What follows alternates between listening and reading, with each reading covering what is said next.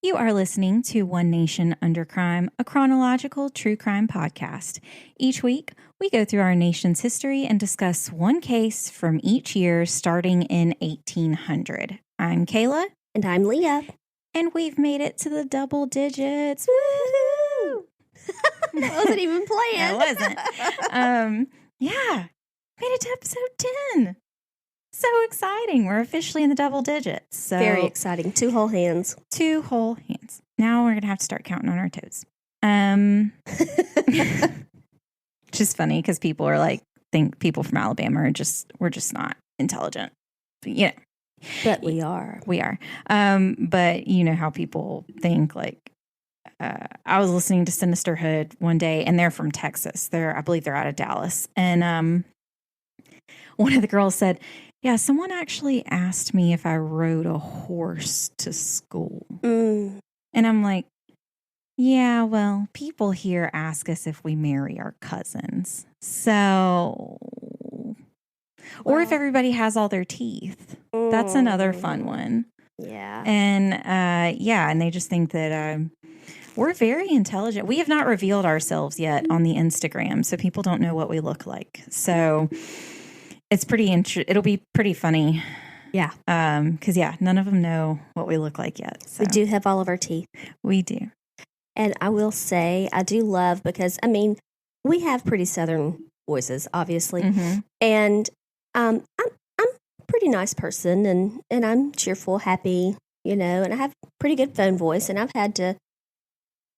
have customers that I've talked to on the phone a lot, not as much anymore, but I had one guy, thinking he was going to just roll over me because I have this nice, pleasant, cheerful persona. And then he found out very quickly when he started using words that are not appropriate to use really in any situation, but especially if you want me to assist you. He found out quickly that I can turn off that nice, and I can get down to business, and I can turn on your teacher voice. Oh, yes, I turn on the teacher voice, and I let him know very quickly that my job is to help you, and I'll be happy to do so, but I do not have to listen to that kind of language.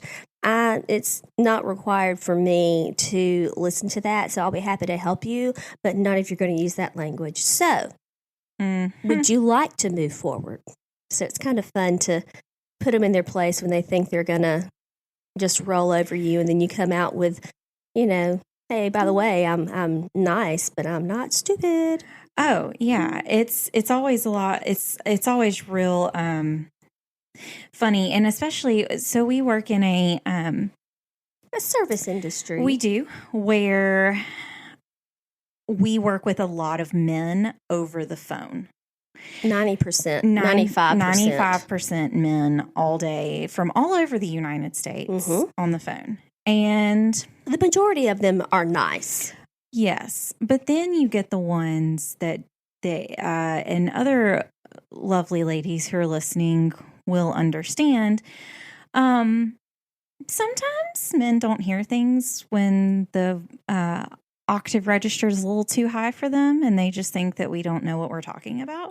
That's always a really fun one, and especially because we're from the South and because we're women, that like a lot of them, from really any place, well, you don't know. Well, you don't know. And we have a lovely gentleman that works at my office that I'll go to him sometimes and I'll go, this guy just needs to hear this in a lower voice. Do you mind telling him? And he's like, no. And then we get to sit there and listen, and it's fantastic. It is. It's like, because they'll go, well, I think Kayla already told you that. It's always a real fun time. But yeah, it's so fun. So we, this week's case, it's gonna be a pretty good one. I know nothing about this one. You don't. I haven't told Leah anything about this one at all. So this week we are covering for the year 1808, Naomi Wise, and America's first murder ballad.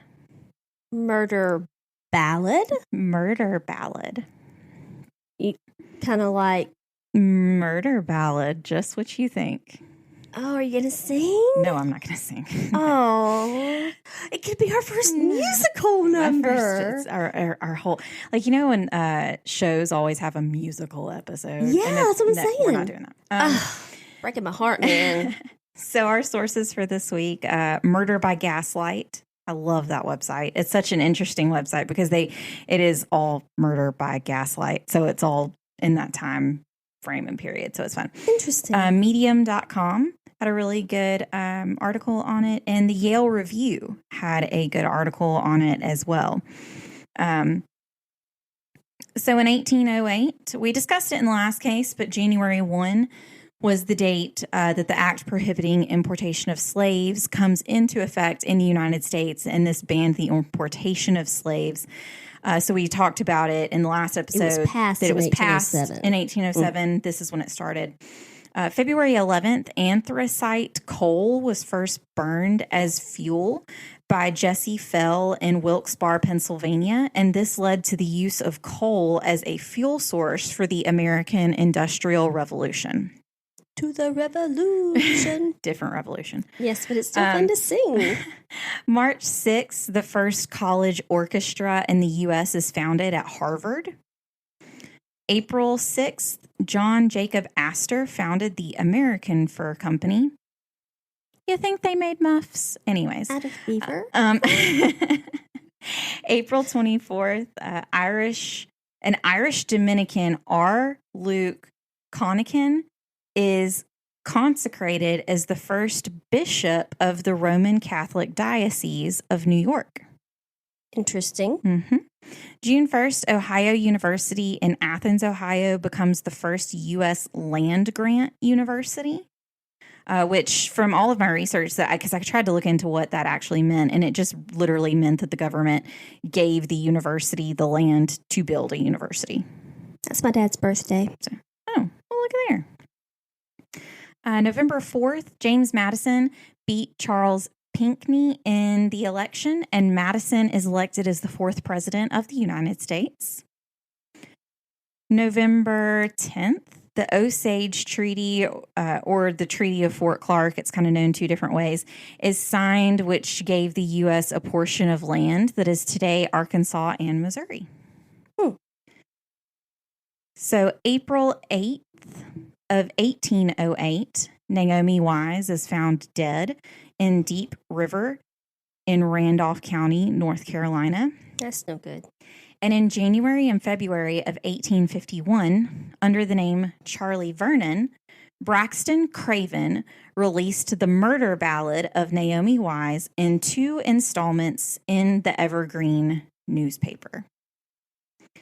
So, our story is going to be in Randolph County, and this is located kind of in the middle of North Carolina.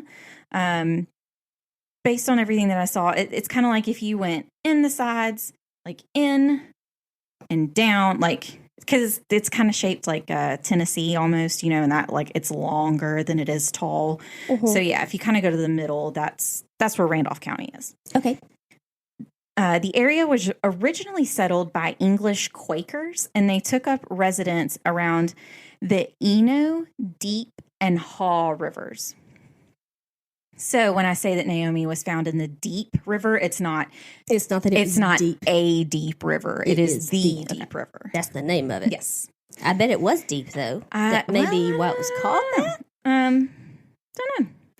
In 1779, the county was officially formed, and it was named after the first president of the Continental Congress, Peyton Randolph. Duke University was originally located in Randolph County, and the county is home to one of the last remaining covered bridges in the state. The Pisgah Covered Bridge goes over Little River in Union Township. The other covered bridge in the state is Bunker Hill Covered Bridge in Claremont. The Pisgah Bridge was built in 1911 by J.J. Welch, and at the time it only cost $40. It's a very beautiful bridge. I looked it up. It's very beautiful. Cool. It's a really cool. It's what you would think when you think of a cool covered bridge. Yeah, it's really pretty. In 2003, the bridge was actually destroyed by a flood, but it was rebuilt. Very good. So like I said, this week we're going to get into murder ballads in the United States, and we're going to discuss Naomi Wise, as she was also called. So she was Naomi Wise, or she was Naomi Wise. Due to ballads being passed down generationally, it's not known what the actual first United States murder ballad is. But from what I can find, this is the first murder ballad that was published in the United States, so actually put into a paper. Murder ballads are actually a subgenre of traditional ballads that originated in the lowlands of Scotland, England, and Scandinavia. Once English and Scottish settlers made their way to Appalachia, the American folk ballads were born. It is Appalachia, not Appalachia, not Appalachia. It's Appalachia. A lot of people, Appalachicola. a lot of people get, or they'll say the Appalachian Mountains and stuff like that. It's Appalachia. So I know that our Appalachia listeners will be very happy that we got that correct, because that's always a big thing for people in that area. They hate that people mispronounce it, but it is Appalachia. And for anybody who doesn't know, Appalachia, it's part of the Appalachian Mountains, and that is a range that I believe it starts, if you look at the map, it starts in southern New York, and it ends at the northern corner of Mississippi. So it's a big... I was thinking it ended in Tennessee. I didn't realize it came all the way to Mississippi. Yeah, it goes to the very top right-hand corner of Mississippi. Because I've hiked a portion of it. That we went to Tennessee to hike a portion of it. After I graduated from high school, I had a couple of guys that I knew that actually used the year after high school graduation to hike the Appalachian Mountains. Cool. Because, there's that whole trail that people will go up and down. But, so I don't know if some of you people, again, first tangent of the show. There's apparently some stuff like up in the Appalachian Mountains that like a lot of people on TikTok have been talking about it. Like you don't go outside at night in the Appalachian Mountains. That's kind of scary. What like you mean? You what kind of stuff? Well, so a lot of people say that it could be like mountain people. Not people who live in the mountain, like people who are not people. Oh, no. Like maybe cannibals. No. Or ghosts. But a lot of people will say that if you if you're in, and this just like side note, if you're in that kind of that Appalachian area, they say that if you hear your name at night, don't go towards it. If you hear someone crying, don't go towards it. And if you think you see anything, don't go towards it. Don't acknowledge it. Don't look at it. Don't say anything. If it is in front of you, you just calmly turn around and walk in the other direction, but you do not acknowledge it. Well, that's kind of creepy. And apparently it's gone down because a lot of people that I saw talking about it were like, oh, like my grandmother always told me that about out here. Like, you don't do that. You don't go out after night. Like, I never understood. And she said, I never understood when I was younger why my grandmother would never let me go outside at night until I got older. And so they were telling people, because a lot of people have been, now that COVID's over, a lot of people are going out. They're kind of doing stuff that they haven't been able to do. So a lot of that is traveling to different places that you haven't been before. So a lot of state parks are getting a lot of revenue right now and a lot of places like that. So a lot of people are going to Appalachia, like in that area. And people are like, don't.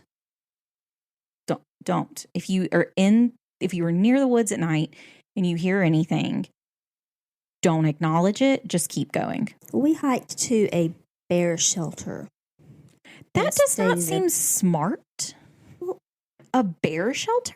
Well, it's to shelter you from bears. Oh, I thought you went to a bear shelter.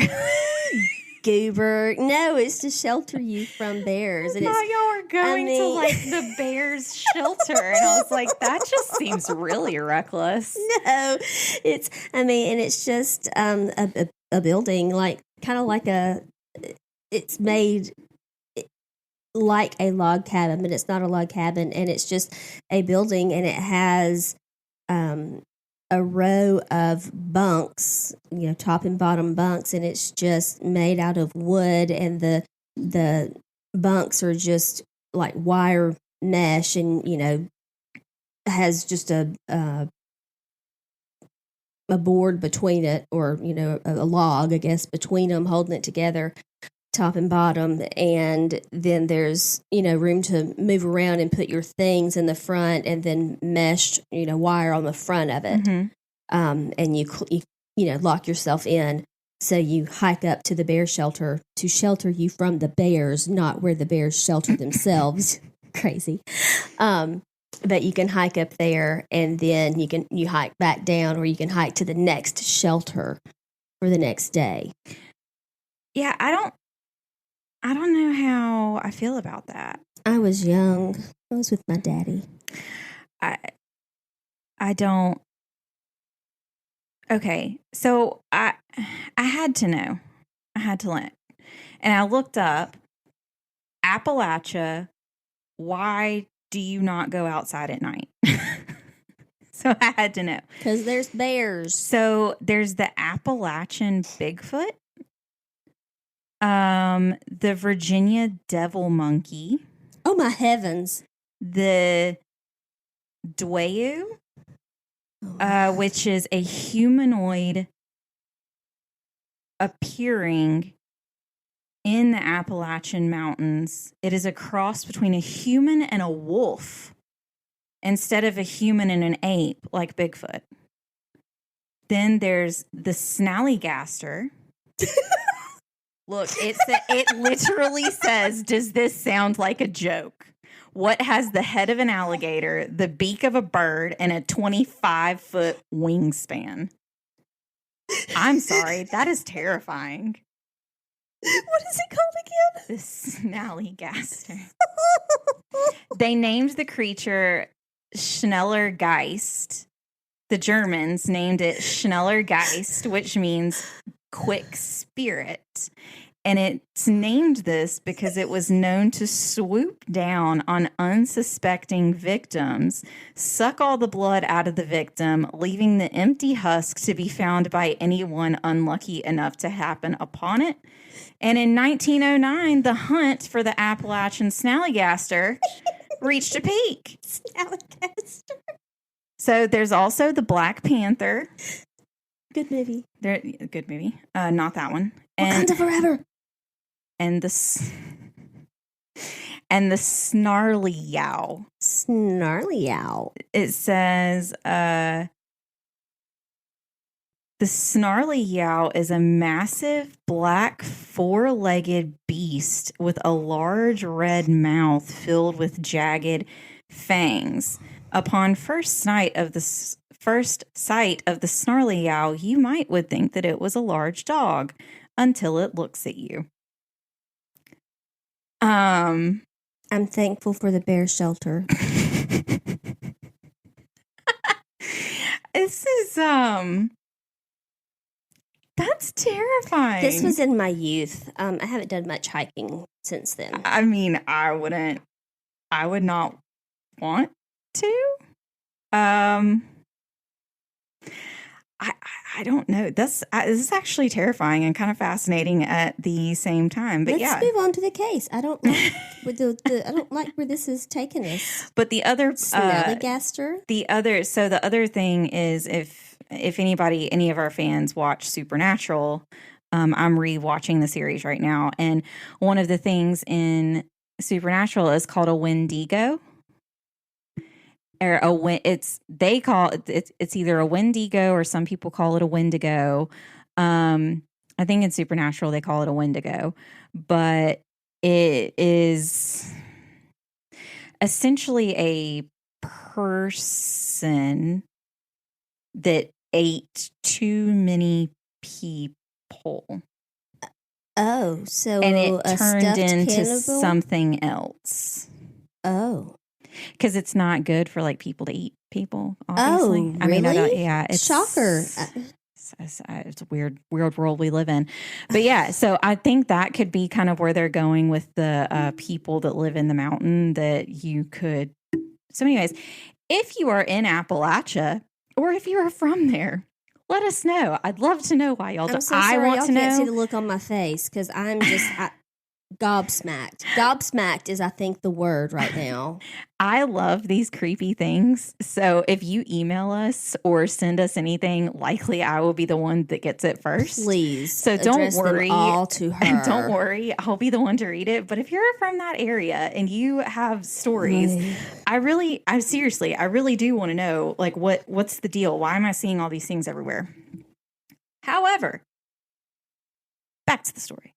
Yikes. So, once English and Scottish settlers made their way to Appalachia, the American folk ballads were born. Some of ballads that you might have heard of are The Rime of the Ancient Mariner by Samuel Coolerage. That's the one with the albatross hanging around your neck.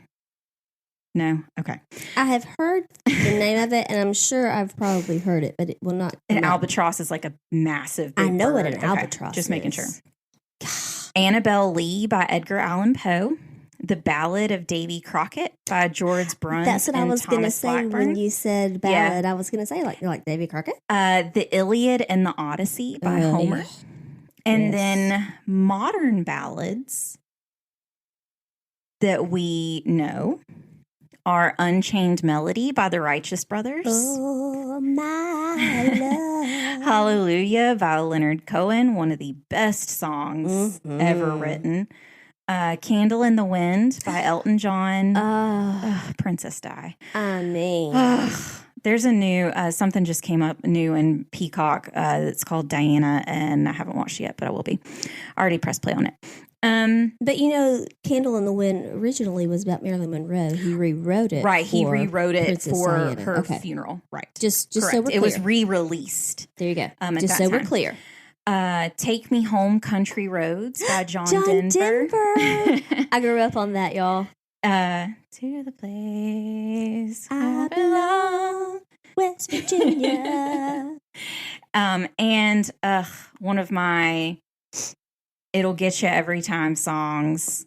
If you watched the movie that goes along with the song, I Don't Want to Miss a Thing by Aerosmith. Oh, so good.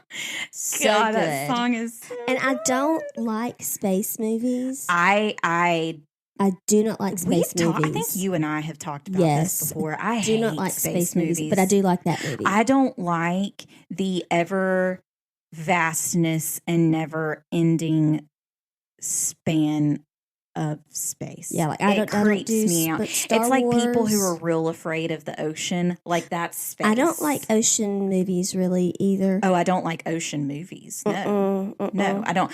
The first movie that I ever watched that was in the ocean was I think it was called Deep Blue Sea. Anyways, there was a shark. It was terrifying. Ooh, yeah, no, don't. But yeah, I don't like space. But that was such Armageddon. Yes, such a. Well, there was a lot of humor in it, and I mean movie. Bruce Willis. But it was so. It was good. It was a good movie. And there wasn't like the space that they were in, but they were on something. I don't know. It wasn't as much spacey. Space. It wasn't like a. Is that a word? Spacey space. It is now. What's that? Was it Sandra Bullock who did that movie Gravity? I didn't watch it. I did. No. My ex's parents wanted to watch it once, and we were sitting in the living room, and we watched like 5 minutes, and I was like, I'm just going to go to sleep. I can't. No. Because she gets like detached from the space stop. center. Don't talk about it. I know. I can't. Nope. So yeah. I mean, like, I watched Guardians of the Galaxy. I watched that, but that is more sci-fi. But I don't want Star real Wars. Space. But I don't want real space. Yeah, but Star Wars is more fantasy, but I don't enjoy Star Wars. And my nephews have tried to disown me over that. I'm not a fan. I'm not. But like all of the Marvel stuff I love, but it's not spacey. But Guardians of the Galaxy I like. I think they put too much of a it's not drawn like a cartoon, but I think that the colors and like the unrealness of it is what makes it. They're on land and they're in a place right. a lot. I don't know. Anyway, I don't like anything that's realistic about space. We're very tangenty today. We are, sorry. So yeah, I Don't Want to Miss a Thing by Aerosmith. If you have never heard that song, just pause this podcast right now. Go listen to it. I could sing it for you. I think we're good. Fine. So I could sing Take Me Home Country Roads. I mean, it was a very beautiful, that is such a catchy song. Oh, it's so awesome. Such a catchy song. If you haven't heard that either, go listen to it. Just go listen to anything by John Denver. Just pull up John Denver, listen to it. You're welcome. Such a... Okay. Any song. Okay, so if you've not, like you said, homework. If you have not heard I Don't Want to Miss a Thing, press pause now. We'll wait. Go ahead. And just go ahead. John Denver. Listen. Okay. Are y'all back from listening? Okay, good to know. So other than murder ballads, there are a few other inspirations for ballads, which include tragic romances like Romeo and Juliet, historical events like The World Turned Upside Down, which was an actual song not that version. But there was an actual ballad written at that time that is called The World Turned Upside Down. And then supernatural phenomenon was also one that was written. I wonder if The Raven would fall into that category. No, probably not. The Raven, Edgar Allan Poe. I don't know. So anyways, yeah, that's what our story is about today. So let's get to the story of Naomi Wise. Oh, listen to my story, I'll tell you no lies, how John Lewis did murder poor little Naomi Wise. This is the first line to the ballad of Naomi Wise. And we're going to get into her story. So Naomi Wise was an orphan in New Salem, North Carolina in 1789. She was taken in as a bound servant by farmers Mary and William Adams in Randolph County, North Carolina. It's said that the family raised Naomi as their own daughter, to which I say, but wasn't she a bound servant? And didn't she have a different name? Daughter? No. Curious. I don't see it. So, she was described as a woman whose, quote, size was medium, her figure beautifully formed, her face handsome and expressive, her eyes keen yet mild, her words soft and winning. When Naomi died, she had 2 children, Nancy, age 9, and Henry, age 4. There isn't any record of Naomi being married, but in the North Carolina State Archives, there are bastardy bonds. Yes. And at this time in history, this is kind of like a child support agreement. Naomi charged each father with begetting a child on her body. And each man had to post a bond publicly ensuring the county wouldn't ever have to pay to support the children. So that's what a bastardy bond is. Mm-hmm. Outside of this, there isn't any other real information relating to Naomi. I did see some sources that said the 2 children did not have the same father. And it is possible that they were children of former employers of hers. So whether they were willing children or not, or children as a result of sexual assault, not sure. But it is said that the father of those children could have been some of, her previous bosses. Yes. So Jonathan Lewis was born in Randolph County, North Carolina, as the second child to Richard Lewis and Lydia Field.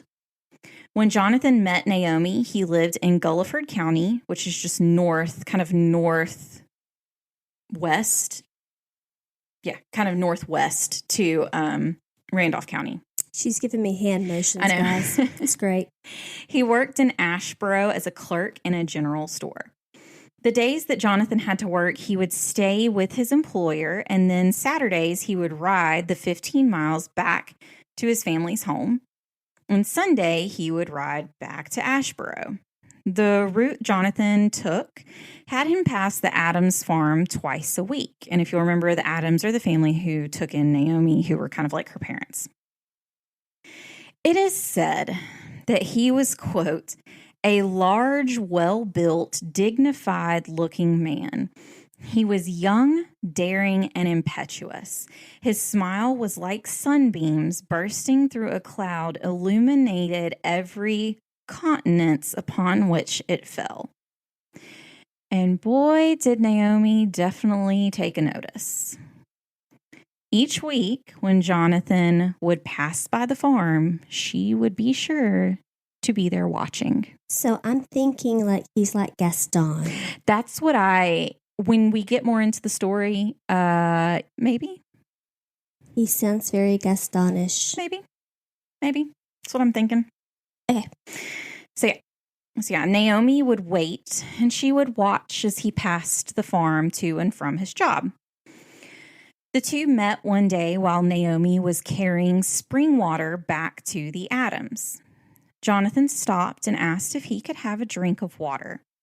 He then got off his horse and helped Naomi carry the water back to the house. What a gentleman. They fell in love almost instantly, and each week when Jonathan passed the Adams farm, he would stop and spend time with Naomi.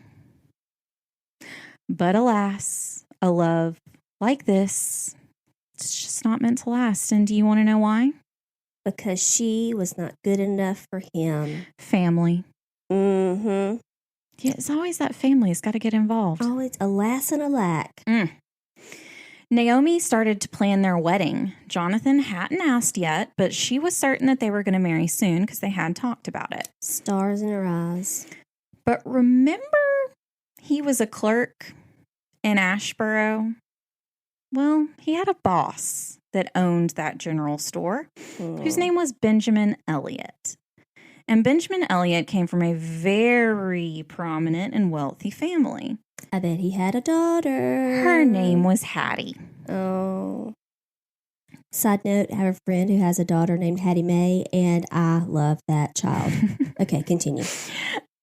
So Jonathan's mother thought that Hattie would be a perfect match for her son. Leg up. Hello. I mean, you're going to have money. You're going to have all these things like connection, leg up in the business world. Clearly. Mm-hmm. So Jonathan listened to his mother and started courting Hattie Elliott. Mm-hmm. Jonathan never changed his route to and from the home, except now he didn't stop at the Adams on his way through. Oh, no. But she saw him. Naomi was distraught and thought Jonathan was faithless since she assumed they were engaged. You know what happens when we assume? Well, word travels fast in a small town, as you know. Oh, don't I? And once Hattie Elliott heard about the potential engagement, she straight up confronted Jonathan. Like, who is this woman that says she's engaged to you? Like, who is she? Because I am somebody and she is nobody and I will not be made a fool of. And she has 2 children. And what are you doing? And yeah, it's... Jonathan denied everything and said that he only loved Hattie. Naomi was not one to joke around, and she threatened to sue Jonathan for not marrying her. What does she have to prove anything, though? Hattie was still hearing rumors, but this time they were that Naomi was pregnant with Jonathan's baby. He, of course, denied that Naomi was pregnant and that it was just a rumor. Yeah. Oh, what a tangled web we weave. when we practice to deceive. So, much like some of our other cases that we've already covered, there are two versions of the story for what happened to Naomi. They both end the same way, but there's two kind of ways that it led up to what happened. Mm-hmm. One story is that Jonathan took off on his horse to the Adams farm to have a talk with Naomi after he was confronted by Hattie. This little sneaky snake told Naomi that he did want to marry her and that they should get married right then. Oh, no. Come on with me. We are going to get married right now. The two rode off on his horse, and Naomi wasn't seen alive again. The other story is that one afternoon, Naomi took the water pails down to the spring and that she never returned. Either way, a search party was formed, and it wasn't long before they found her dead, tangled in weeds in the deep river. Again, just like our previous story, this one really doesn't have a trigger warning level either, guys. I'm just going to briefly gloss over what happened. There's no real in-depth, any gruesome details or anything like that to it. We'll just real quickly kind of go over what they believe happened to her. We'll get into that here, but like I said, it's not bad as far as description goes. Terrible that she was murdered, but yes, not a bad description. Right beside the spring where she usually went to get water, they noticed a woman's footprints going towards a tree stump. And on the other side of the stump, there were hoof prints. The hoof prints went towards the deep river, and it's believed that Jonathan helped Naomi get off the horse and then strangled her and threw her into the river. Ew. Her cause of death was ruled as drowning by violence, and the coroner did report that Naomi was pregnant. Ooh. Mm-hmm. So that's probably why they were going to get married and why she thought like, hey, we're supposed to be getting married. But It was immediately assumed by everyone that Jonathan was the one to kill Naomi. He was found and captured almost immediately. He was taken back to the scene of the crime to confront the crime he committed.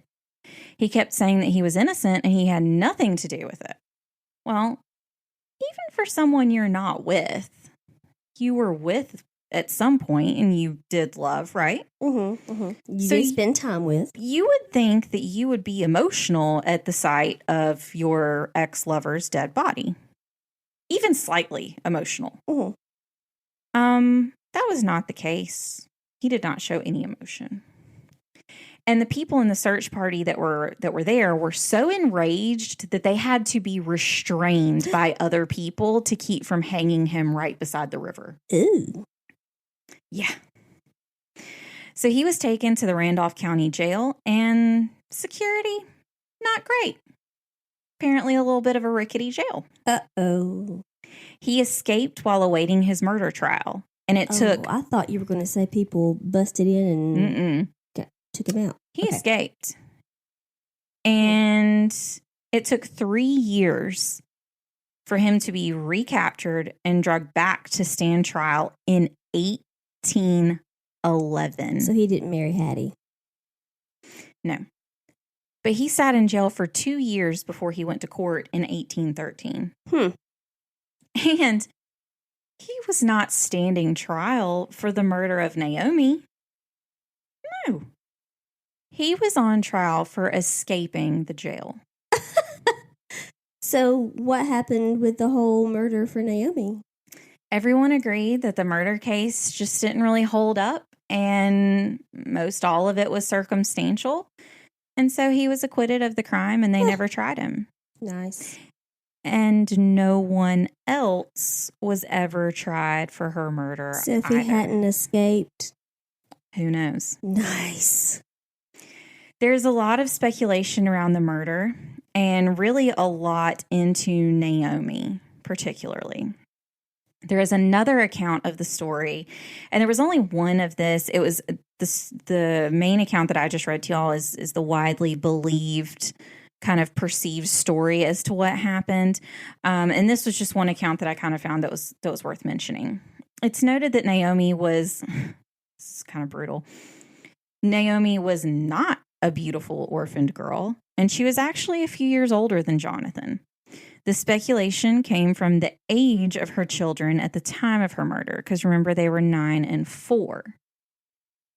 So the other account goes on to say that Naomi didn't want to marry Jonathan.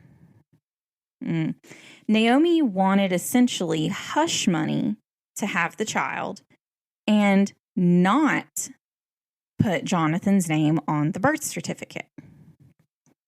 This would make it to where a bastardy bond wasn't filed in court, and Jonathan wouldn't have to pay the large amount of child support each month to Naomi.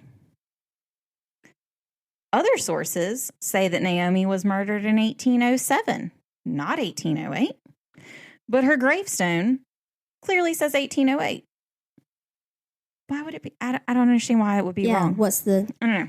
What's the significance in that? Finally, we get a good deathbed confession. Hattie. And several stories mention that in 1820, Jonathan confessed to Naomi's murder on his deathbed. Oh. But of course, there is an opposing side. Of course. And that side said that the ballad really needed an end. And a confession was really the only way to end it. A good story's got to have an ending. I mean, yeah. And today, the site where Naomi died is known as Naomi Falls. Little bit on the nose, don't you think? I mean, Naomi Falls. I mean, I'm kind of like lying around. Naomi Falls. It's a bit much. Don't love it. But it's also said that a lot of places around that same town, I don't know if you live there, let us know, or if you live nearby, but it said that a lot of places around there are kind of named after her because of this, epic kind of murder ballad that was named after her. I mean, it's their claim to fame, so. Right, exactly. I mean, it makes sense. Well.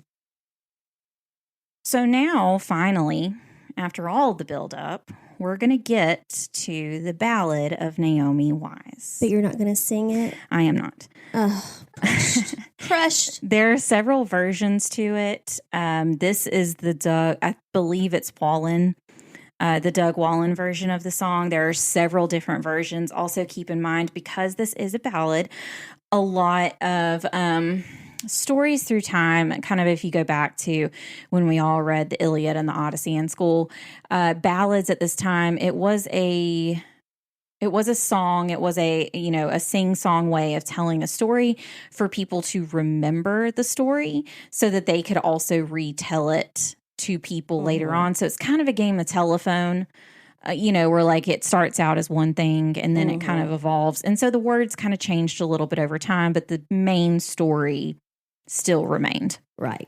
So we're going to get to it right now. I'll tell you the story of little Naomi Wise, how she became deluded by John Lewis's lies. He told her to meet him down by Adam's Spring, some money he would bring, and some other fine things. And full like she met him at Adam's Springs, no money he brought her, nor other fine things. No money to flatter the kings. We'll go and get married. There'll be no disgrace. John Lewis, please tell me your mind. Do you intend to marry me or leave me behind? Little Omi, I'll tell you my mind. My mind is to drown you and leave you behind. Please pity our baby and spare my life. I'll go home a beggar and won't be your wife. He hugged her, he kissed her, he turned her around. He threw her in deep water where he knew she would drown. He jumped on his pony and away he did ride, and the screams of little Omi went down by his side. It was on last Wednesday morn, the rain was a-pouring down. The people searched for Omi, but she could not be found. Two boys went a-fishing on a fine summer's day. They saw little Omi went a-floatin' away. They drew their net around her, and he pulled her to the shore. The body of little Omi was searched for no more. They sent for John Lewis. John Lewis came by. When confronted with her body, he broke down and cried. You can shoot me, you can hang me, for I am the man that drowned little Omi in yonder mill dam. My name is John Lewis. My name I'll never deny. I drowned little Omi Lewis, and I'll never reach the sky. So, like I said, few different stories, few different ways. And this one, in the actual ballad, he does say that he did it, and basically, like, he's saying, I'm never going to go to heaven. I'm sorry. The part that said she went floating by, that was horrible. Oh, when he rode away? No. When the boys found her. Oh. The body of... The two boys went a-fishing on a fine summer's day. They saw little Omi went a-floating away. Oh my gosh. That kind of... Oh, I had my microphone pushed away. I kind of... Ooh, it got me. Yeah, so in the ballad, it says that he did... Mm-hmm. And he confessed, and that he cried. And that they said that, you know, he drowned her and I'll never reach the skies. Basically, I'm going to hell. Yeah. Oh, goodness. So, yeah, that's the first murder ballad of America. And this was, like I said before, this was a really good way for stories to be passed around and handed down. And especially in this area, in the Appalachia area, kind of these folk American ballads were really, really popular. You know the other ballad that I thought of?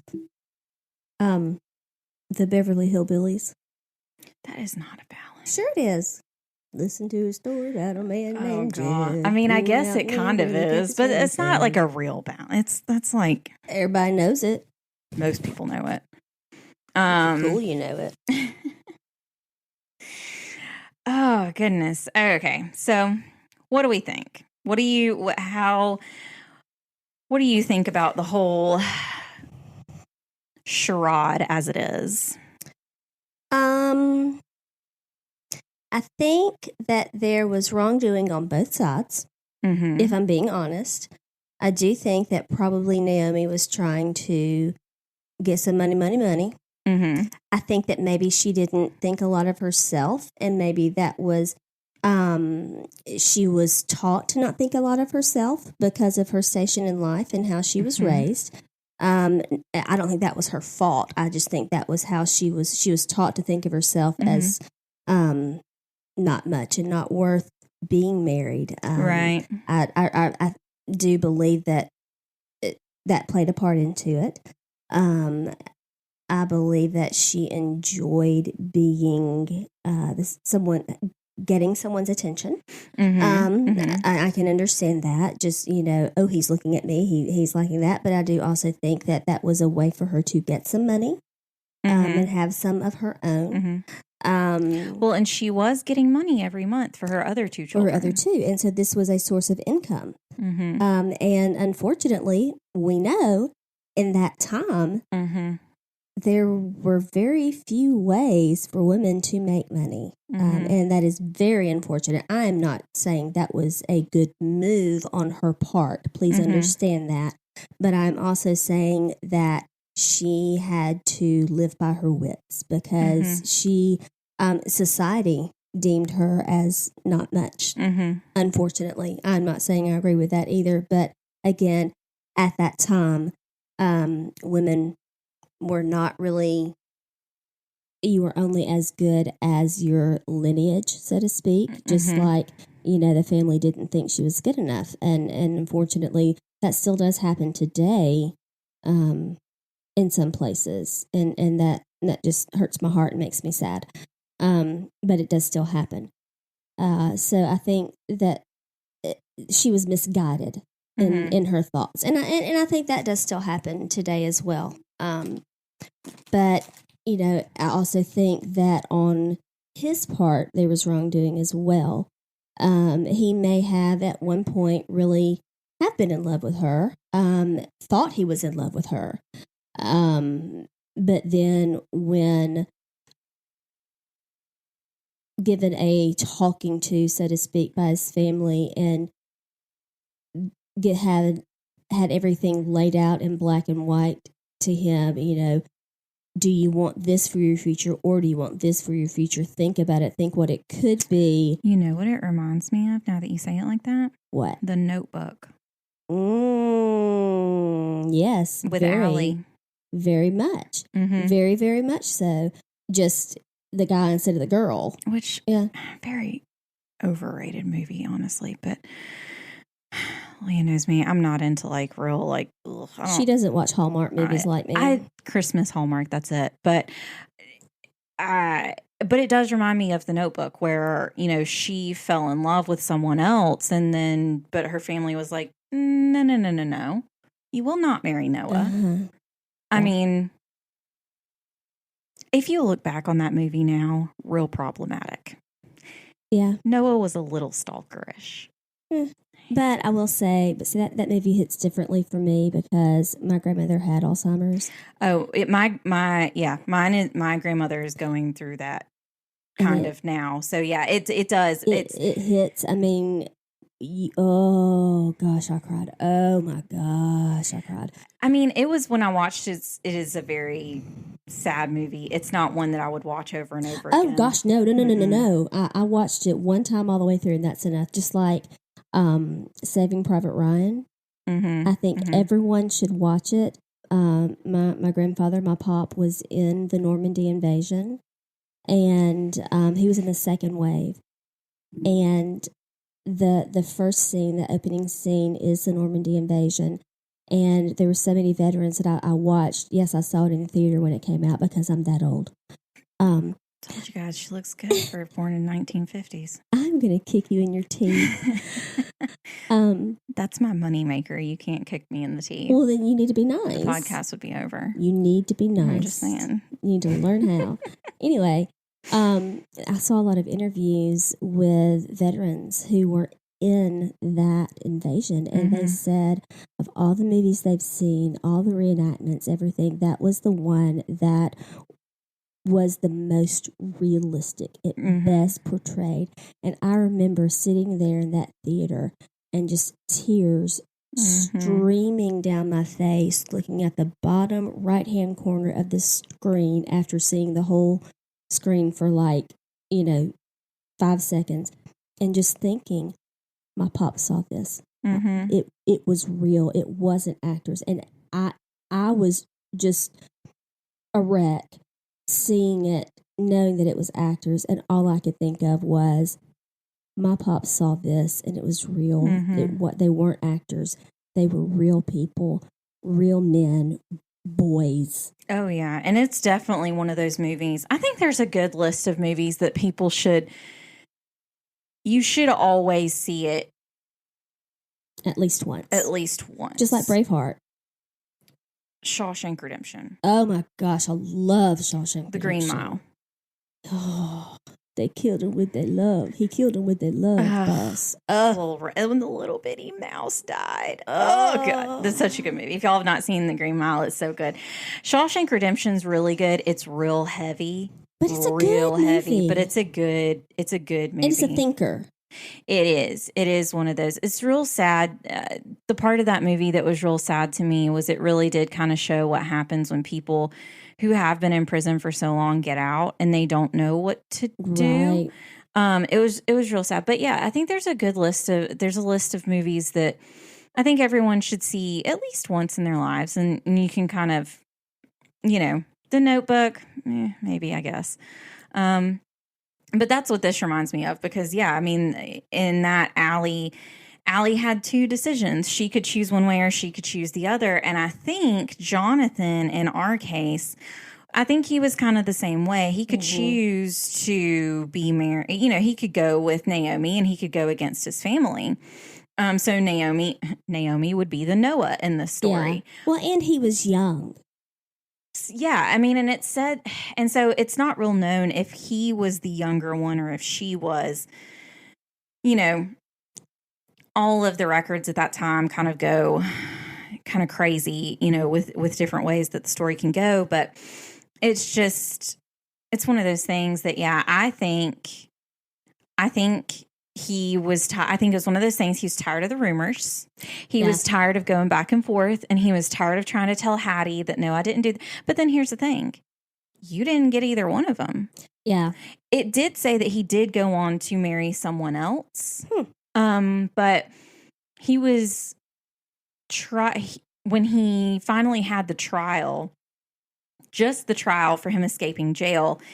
That trial wasn't until 1813, and he only was sentenced to like a small fine of like $20 and a jail sentence of 30 days. And because he had been in jail, $5,000 today? Would not. Okay, darn. And and it was only that small amount, and then he was supposed to serve 30 days, and he was there for 2 years, so they gave him time served, and he was out. Yeah. So, and then 1820 is when he died. So he did not live very long, but it did say that he got married and he did have kids.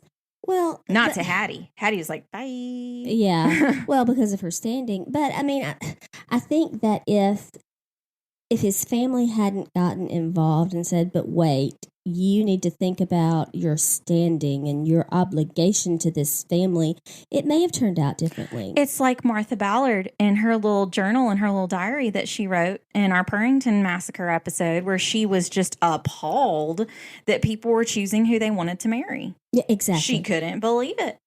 And I mean, it's just one of those things of like, it's just so, it's so crazy, because then in a way it pushes forward to our time now where, things are very different in choosing who your partner is and choosing who you decide to spend your life with. And things are very different from how they were at that time, where the people at that time, they would die before, they see. But I mean, the world changes. And we've always said before, we love everybody. We don't care who you are, love who you want to love, be who you want to be. But even still today, by the standards of then, I mean, the fact that, we'll say it, the fact that you marry someone who is of a different background than you, who, that you are white or you are Hispanic or you are Asian or you're from another country, and you marry someone who's not of your same culture or heritage, a lot of people are thrown off by that. So, and then, of course, then gay marriage is the big topic that a lot of people talk about. And, and so it's one of those things of like, we've progressed so far in that way. And it's one of those things of, this is a situation that does show like, maybe y'all should have stayed out of it. A woman could have still lived. She had 2 kids. Like, she had it's not like she was. Yeah, it wasn't just her. And not that it would be any less sad if she didn't have children. But it was a further reaching situation. Yes, and she did have 2 dependents that depended on her. Right. And I think that a lot of times when you get into these situations where it is, we need to think about what you're doing before you marry this person, or you need to think of, something's got to be said for learning on your own sometimes. Yeah. And it is one of those things. And look, by all means, if you think your daughter's boyfriend could be a serial killer, yes, step in. He looks a little bit too close to looking like Ted Bundy or Dahmer. Like, yes, like, let's step in, maybe look at the family tree a little bit closer. Right. But if it's because, you're dating someone who their family has a lot of money, and maybe you grew up in a middle class family and their family's like, well, she's kind of poor. Like, stay out of it. Stay out of it. Yeah. Stay out of it. I will say that my dad and my husband, y'all, it is scary. Every year it seems that I find more similarities between my dad and my husband, and it's scary sometimes. My mom and I will look at each other sometimes and just go, really? But if my dad and my mom had not liked my now husband, I really don't think I would have married him just because I am very close with my family, with my parents. If you don't have as close of a relationship with your parents, it may not matter as much. I mean, of course, you're going to want your parents' approval. Well, probably. Yeah, but we also know those, and I'll say it, we know those guys that their mama was a little too invested in what they were doing. We know and those. Nobody's ever going to be good enough. I went to high school with someone, and I will not go into specifics, but I will say that it was very well known. This guy's never going to date anybody for a long time because his mother was very particular in specific ways about who her son dated, and it had to do away from that situation. It had to deal with religious backgrounds, and so it was kind of known, like, hey, if you're not this, she's not going to like you. Yeah, and so it was just one of those things of like, it was well known, like, yeah, his mom's going to be a little bit too involved if you know. So, and it was very much kind of, went that way. And so it's one of those things of like, we all also kind of know that guy whose mom was a little too invested in what her son was doing and got a little bit too involved in stuff she shouldn't have gotten involved in. We know the moms that got too involved in her daughters. Those are the ones that drove me crazy. Like the moms that had all the gossip, and they were worse than the daughters themselves. Right. Oy. Right. The ones that thought they were still in high school too. Yes. Oy. Yes. And that's unfortunate too. But yeah, I definitely think this was a case of maybe family's a little bit too involved. Family might need to take themselves a little step back. Or on the other hand, maybe bro needs to step up and actually come forward and say, hey, I don't want to marry you. Instead of, I'm going to stop every week and I'm going to spend time with you, but now I'm just going to ride on by like nothing ever happened. Like it's one of those things of like, it is the old version of ghosting. Yeah. Like he just ghosted her. You were there all the time, and then all of a sudden you just stopped coming by with no explanation, no anything. And I've been in the dating world for a couple of years now, as far as, things. And it is so true. There will be, and I'm sorry, some of these guys, this may be where your mama needs to get involved until you need to act like a man. Because you went through my dating span with me where like you would hear, like I would hear from guys and I would talk to them, we'd go on a date, things would be great, and then poof, like out of nowhere. And then 3 weeks later, oh hey, how you doing? I'm sorry, who are you? Yeah. I don't know you. You stopped talking to me. And it's like, I have moved on. Bye-bye. I mean, and what was really funny is because it's no surprise how a lot of people meet people today. I met my boyfriend on a dating app. We met in a pandemic and we met on a dating app, and which is funny. We were sitting there the other day and I was like, oh my gosh, next month will be a year since our first date. Really? Our first date was August 20th. Wow. And we became official September 1st. So yeah. And I was like, that's crazy. I looked and I was like, it's July. What? Next month is August. And it's like, I guess it has been. It has been. And it's so crazy because, but after we first started dating, because we met on a dating app, and it was kind of one of those things of like, we both kind of decided after our first date, we're not going to be on the app anymore. We're not going to do that. So we both deleted the app, got off of it, deleted our accounts, like did the whole 9 yards. And then after we had been dating for, a couple of weeks or so, I had somebody, just reach back out and was like, hey, you want to? And I'm like, I'm sorry. Who are you? Yeah. Who are you? Have we met? Do I know you? Because as last time I checked, you didn't know me. So, yeah. So those cases, maybe moms need to teach their son maybe just to be a man. Not in a world of saying that we're in stuck gender stereotypes of that. But if you're a guy, maybe let's not, and you're dating and you're in that world and you are a guy that is dating a girl, maybe you're a guy dating a guy, girl dating, I don't care who you are. If you're the one that doesn't want to talk anymore, maybe say it.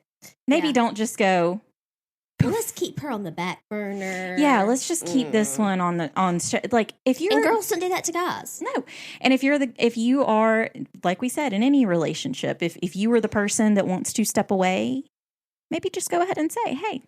And I like I said, I was on the dating app for not very long, but a little bit, and there was a guy that I talked to that was very nice and very he was a teacher and he was a super nice guy, very, very, he was attractive. Obviously, that's how you immediately like people on dating apps.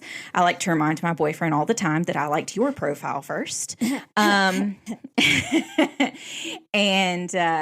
he was very nice and we talked back and forth for probably a day or so. And then, he said, this is kind of where my life is going. This is what I want to do.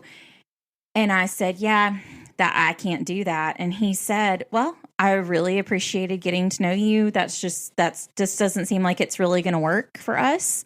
And I hope good luck. I hope that you meet someone. And it's like, do it. Exactly. And it was kind of shocking because it was like, oh, how refreshing. Oh, okay. Yeah. And I was like, good luck to you. Like he was a super nice guy. And it was just one of those things that it was like, oh, hi. Okay. So there are adults. Got it. Nice. And that's could you please put that out for all the other guys on the app? Yeah. Can you have a workshop? Can you do a class? Please. And let's get, while I'm on my soapbox of dating apps, can we please stop putting that if you don't like The Office, don't talk to me? Because it is so annoying. And it is seriously if you're a guy and you are listening to this podcast, and we do have male listeners, can y'all please take off of your profile that if you don't like The Office, don't talk to me? Because that's a turnoff right there. I can't judge our dating life off of whether I know enough quotes from The Office. Like, I've seen The Office, I've watched it. There are some funny things. Doesn't consume my life. It's not one that I'm like. I love Friends. I can quote all the Friends. I mean, I call my husband my lobster. I mean, we may hold claws. That may be too much to tell you, but we do. But it's just like, guys, that's. But I'm not going to not be your friend or not. So can I tell you something real funny though? What? So the dating app that I was on, a very good dating app. It actually was very the way that they processed everything. It was very good the way they did it. I really liked the way it was done. And you could call people through it, and you could FaceTime people through the app, so they didn't have to have your phone number, that kind of thing. And my boyfriend kept noticing that one of the things that all girls would put on their dating app or their dating profile was something to the effect of really good margaritas. Like, you can, like, and there were these questions and things that you could answer, like, it changed my mind about, and you would kind of put, like, it was always conversation starters were kind of the way that it was done. And a lot of the ways that a lot of girls would talk on there, it was always about, like, what's something that you could order on a first date, and, like, it was some weird question like that. And he said all the girls kept putting margaritas. So what he did, that would not be mine. So what he did is on his dating profile, there was one thing that said, like, ask me about, and he put my margarita recipe because he was like, I just thought maybe girls would bite a little bit more on my profile if they thought I could make good margarita. I love it. Which is funny because he actually does have a secret margarita recipe that's very good. But yeah, that's a good lesson from our story. If you were the person in a relationship, regardless of the relationship of which it is, and you do not wish to be in that relationship anymore, maybe just tell the other person. Just be a grown up. If you're grown up enough to be in a relationship, you're grown up enough to say, "Hey, I'm done." Yeah, and you're going to be more miserable if you stay in it and you don't want to be in it. One, and then two, it's just going to be real awkward because you could say, "Hey, right now, this isn't good. This is not a good time for this right now." But also, don't wait on me. This is, I mean, went on another date with a guy that we went on a couple of dates and we saw each other several times. He was super nice. He was a pharmacist, and all of a sudden one day he got like real quiet, and it wasn't really like him. And I mentioned something to him, and he flat out said, he was like, "Hey, I'm really sorry. X, Y, and Z have happened." And it was something in his family life that he did really need. It hit him by surprise. And it was something that, kind of based off of where he worked and some other things, he really needed to focus on it. And his family lived, farther away from here. And so he was going to have to. And he was like, "Hey, I really appreciated the time that we spent together. I really like you, but I don't want to, I've got things that I need to focus on right now. And although this is a really good thing, can we maybe maybe later on down the road, can we revisit this maybe after some things in my life have calmed down?" And I was like, "Sure. Best of luck to you. I hope things go well for you." And one of the things he said is, "And if you're seeing someone else by that time, then I really missed out. But if not, then I guess that's, good for me." But, he was very on it, and it was a very serious situation. And so, yeah, guys, like, I'll just give some dating app advice classes as to how to build your dating profile. I mean, well, no, and I'm pre-dating app from when I was, out in the field. Quit giving Claire the evil eye just because she loves me better. My cat has gotten up in Leah's lap again. This research assistant, she's been giving me kisses. It's okay. It's fine. So anyway, I'm pre-dating app because, I've been married 20 years now. He made the best decision of his life. God, you married late in life. I hurt you. She's bitter because her cat likes me best. Anyway, so the guy that I dated, stop it. The guy that I dated before him, everybody has their psycho ex. Well, this is him. Okay. So I broke up with this guy. If you would like to send in your psycho ex stories, please send them to onenationundercrime@gmail.com. We all have one. Your Appalachian stories and your crazy ex stories. Send them in. And I only dated, other than my husband, I only dated 2 other guys really seriously. I got married at 21. So, So anyway, I've dated more guys than that. Well, last year.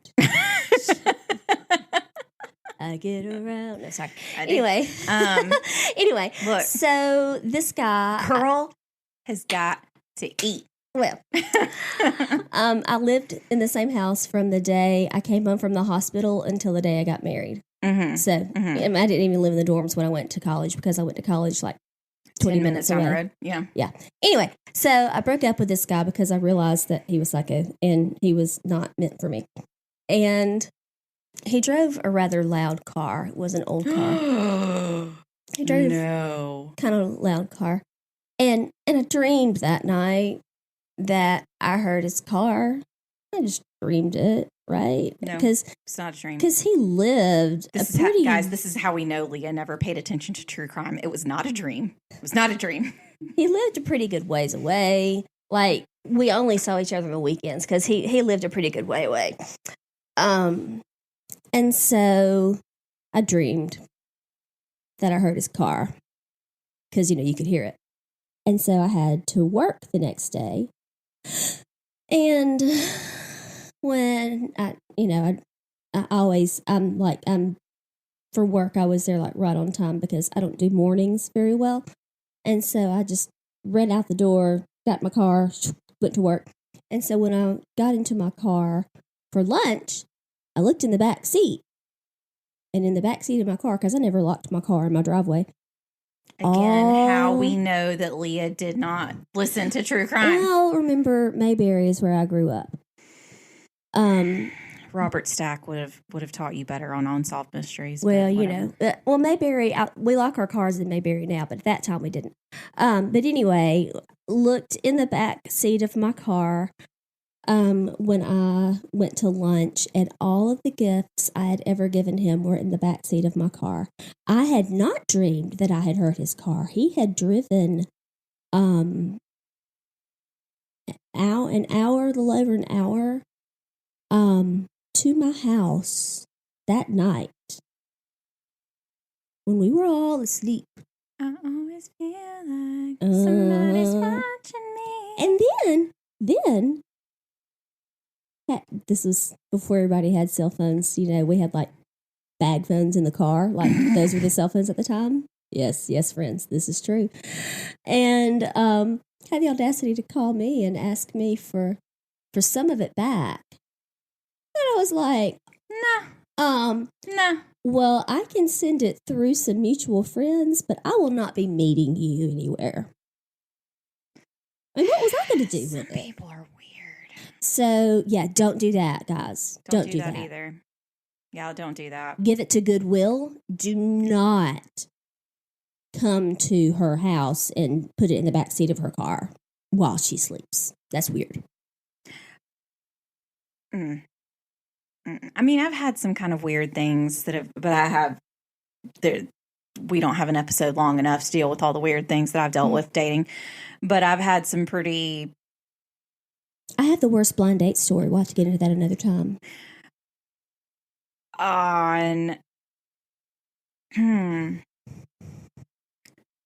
My boyfriend. Current? Yes, that I have now. He's wonderful. He's amazing. So handsome. He is. I like him. He's so handsome. The night of our, I think I told you this, the night of our first date. He did not wear a hat. He didn't. But my neighbor had mentioned that someone came by my house. Yes. And this person did not even slightly live close to here. And I mean like states away. Oh, and apparently I chose the right night to go on a date. And and obviously like I went out on a date, so like I didn't get back till later, but my neighbor was like, yeah, I saw this car, and he kind of like said what it was, and I knew. I was like, oh. It was a blast from the past. Okay, thank you. And I was just like, so yeah, like, well, I'm glad I didn't have to deal with that. Absolutely, and thank goodness for good neighbors. Well, anyway, yes. Neighbors are great. Observant. So yeah, it's interesting. So I could go on about dating stories, but we'll regale you with all those another time, I suppose. In the interest of time. You know, since y'all stuck with us on this tangent long enough. Moral of the story for today, guys, would be anyone who is dating anyone who does not want to date them anymore, just let them know. Yeah. Maybe it won't end in murder. Hopefully. We do not recommend murder. If it does end, maybe we'll cover it one day. Oh. So anyway, but don't do it. Don't murder just so we'll cover it. Just don't like have our podcast like playing when you do it. That's all really I ask. Just don't murder. Just don't murder. I mean, true. So yeah, we have